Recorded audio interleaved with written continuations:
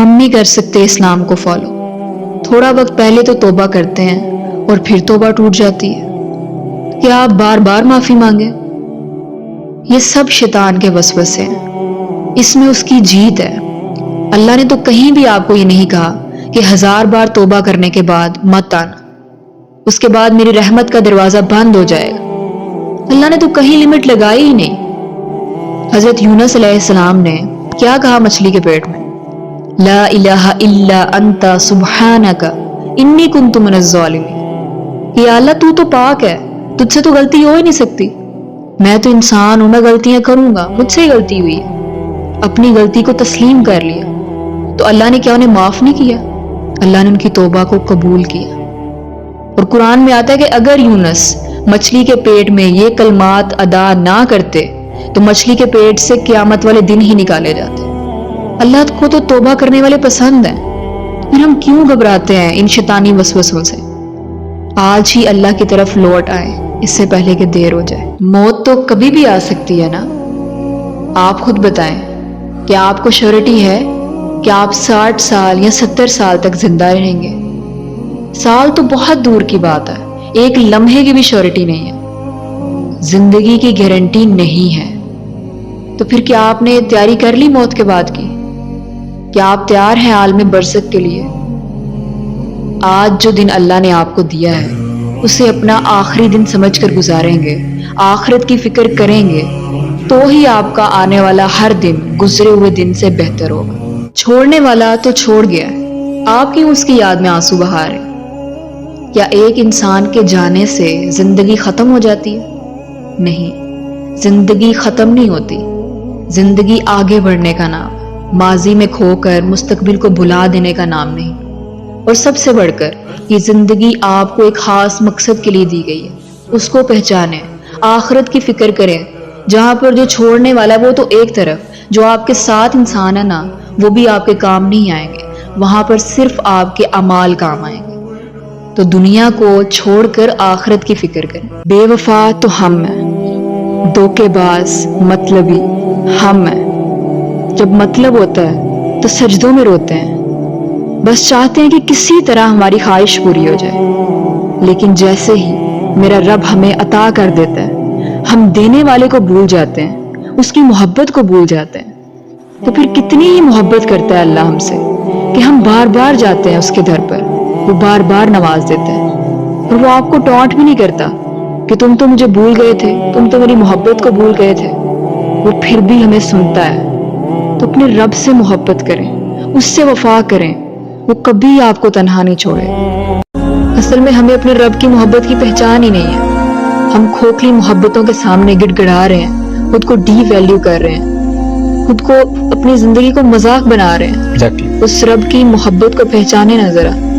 جب چاہتے ہیں پکارتے ہیں، مطلب ہی تو ہم ہیں کہ جب ضرورت پڑتی ہے تو اس کو پکارتے ہیں. لیکن میرا رب ہمیں جتاتا نہیں ہے کہ تم میری نافرمانی کرتے رہو، تم تو گنہگار ہو. وہ پھر بھی فرماتا ہے کہ میری رحمت سے کبھی مایوس نہ ہونا، کیونکہ وہ بڑی وسیع ہے. تو اللہ کی محبت کا جو لیول ہے نا وہ لفظوں میں بیان نہیں کیا جا سکتا. ہمارے گناہ کس قدر بھی بڑھ جائیں لیکن پھر بھی وہ ہم سے محبت کرتا ہے. So how lucky we are. حدیث میں آتا ہے کہ اگر کوئی شخص کسی کو بدنام کرنے کے لیے اس میں وہ برائی بیان کرے جو اس میں نہیں تھی تو اللہ تعالیٰ اس کو دوزخ کی آگ میں تب تک رکھیں گے جب تک کہ وہ اس برائی کو ثابت نہ کر دے، اور وہ کبھی بھی ثابت نہیں کر سکے گا. تو ہمارے ہاں نا لوگوں کو بدنام کرنے کے لیے آرام سے کوئی بھی الزام لگا دیا جاتا ہے کہ وہ فلاں ایسا ہے، فلاں ایسا ہے، اور سننے والے پر حیرانگی ہے کہ وہ آرام سے سن بھی لیتا ہے اور ساتھ یہ بھی کہتا ہے اچھا واقعی. یہ چیزیں بہت خطرناک ہیں. ابھی آپ کو احساس نہیں ہو رہا لیکن کل آپ کو ضرور یہ احساس ہوگا. اپنے کام سے کام رکھو.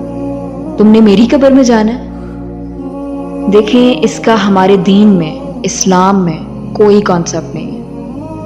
کنتم خیر امت اخرجت للناس. تم وہ لوگ ہو جو دوسروں کے لیے نکالے گئے ہو. تأمرون بالمعروف وتنہون عن المنکر.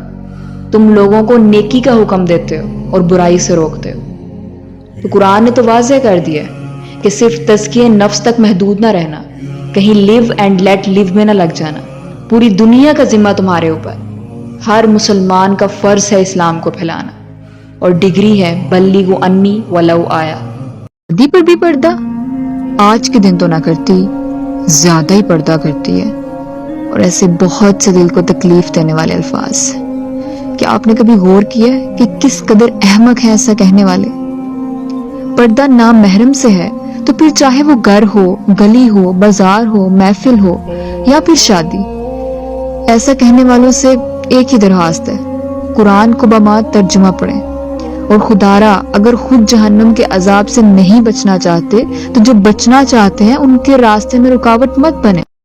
عورت کی پردے کی فکر کے ساتھ ساتھ مردوں کی پردے کی بھی فکر کیا کریں۔ اپنے بیٹوں کو یہ سکھایا کریں کہ اللہ پاک قرآن پاک میں فرماتے ہیں کہ اور مومن مردوں سے کہہ دو کہ وہ اپنی نگاہیں نیچی رکھیں اور اپنی شرمگاہوں کی حفاظت کریں، یہ ان کے لیے پاکیزہ ترین طریقہ ہے۔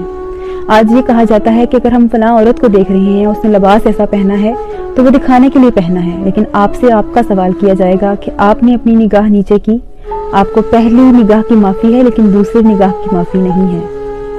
دنیا کو راضی کرتے کرتے تھک گئے ہیں۔ دیکھیں، اگر آپ اپنے خون کا آخری قطرہ بھی لوگوں کو راضی کرنے کے لیے دے دیں گے نا، تو تب بھی یہ لوگ آپ سے راضی نہیں ہوں گے، کیونکہ دنیا ہر چڑھتے سورج کی پجاری ہے۔ دنیا والوں سے کبھی بھی عزت اور مرتبے کی توقع نہ رکھیں۔ وَتُعِزُّ مَن تَشَاءُ وَتُذِلُّ مَن تَشَاءُ۔ عزت اور ذلت صرف میرے رب کے ہاتھ میں ہے۔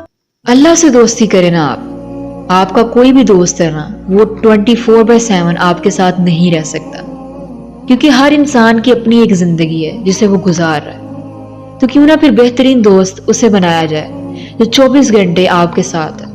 آپ کا جب بات کرنے کا دل کرے، کچھ شیئر کرنے کا دل کرے، اس سے شیئر کریں، وہ آپ کو سنے گا بھی اور آپ اسے ہر ٹائم اویلیبل پائیں گے، کبھی بھی وہ آف لائن نہیں ہوگا۔ کیا فائدہ دنیا کو راضی کرنے کا جس نے آپ کو بنایا ہے؟